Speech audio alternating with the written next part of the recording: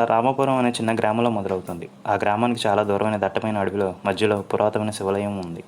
ఆ గుడికి చాలా భయంకరమైన చరిత్ర ఉంది. అందులో ఉన్న శివలింగం చుట్టూ రాత్రిపూట విచిత్రమైన శబ్దాలు వస్తాయని, అదృశ్య శక్తులు తిరిగాయని గ్రామస్తులు నమ్ముతారు.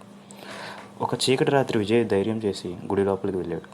గుడి లోపల దీపాలు లేవు. కేవలం శివలింగం మీద పడే వెన్నెల కాంతి మాత్రమే ఉంది. ఆ వాతావరణం భయంకరమైన నిశ్శబ్దంతో కూడి ఉంది. విజయ్ తన కెమెరా చూసుకొని ఏదైనా వింత దృశ్యం కనపడుతుందేమని చూస్తాడు. అయితే తనకి ఏమీ కనబడదు. అయితే ఒక శబ్దం వినిపించింది విజయ్కి. మనిషి గొంతులాగే అనిపించింది, కానీ అది ఏదో బాధతో కూడిన అరుపులాగా. విజయ్ గుండె వేగంగా కొట్టుకునేది. కెమెరా చుట్టూ చూస్తాడు. హఠాత్తుగా శివలింగం వెనక నుంచి ఒక నల్లటి ఆకారం వస్తుంది. విజయ్ ఆ నీడని ఫోకస్ చేస్తాడు. విజయ్కి నిద్ర పట్టదు. అయితే రెండో రాత్రి మళ్ళీ విజయ్ ఆ గుడికి వెళ్ళాలని నిర్ణయించుకుంటాడు. ఆ గుడికి వస్తాడు.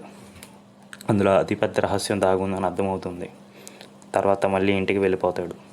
విజయ్ మూడవ రోజు కూడా ఆ గుడికి వెళ్దామని నిర్ణయించుకుంటాడు.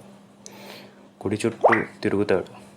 అయితే ఒక పూజారిని కనుక్కుంటాడు. పూజారి, చాలా ధైర్యమే నీకు ఆ గుడి గురించి అడిగామని అడుగుతాడు. ఈ శివలింగం పూర్వీకుల పాపాన్ని కాపాడుతుంది. ఈ భక్తుని ఆత్మ నన్ను ఇబ్బంది పెట్టకుండా ఉండాలంటే నేను దాని రక్తం శాంతించాలని ఈ వంతు వచ్చింది అని పూజారి విజయ్కి చెప్తాడు. విజయ్కి అర్థమైంది దేవుడి శక్తి ఆ పాపాన్ని బయట పెట్టడానికి. అయితే పూజారి పూర్వకాలం జరిగిన హత్యని కప్పిపుచ్చడానికి ప్రతి సంవత్సరం ఆత్మకి రక్తం సమర్పిస్తున్నాడు. విజయ్ మెరుపులాగా పక్కకు తప్పుకొని పూజారిని అదోలా చూస్తాడు. అయితే విజయ్ మెరుపులాగా పక్కకు తప్పుకొని పూజారి చేతిలో ఉన్న కత్తి లాక్కున్నాడు. సరిగ్గా అప్పుడే ఆ శివలింగం నుంచి శక్తివంతమైన కాంతి వెలువడి ఆ పూజారిని తాకింది. ఆ కాంతి శక్తికి పూజారి భయంతో కింద పడిపోయాడు. అతని చేతిలో ఉన్న కత్తి కింద పడింది. ఇదంతా పూజారి అంతా చేస్తున్నాడు తన తప్పుని కప్పుపుచ్చడానికి.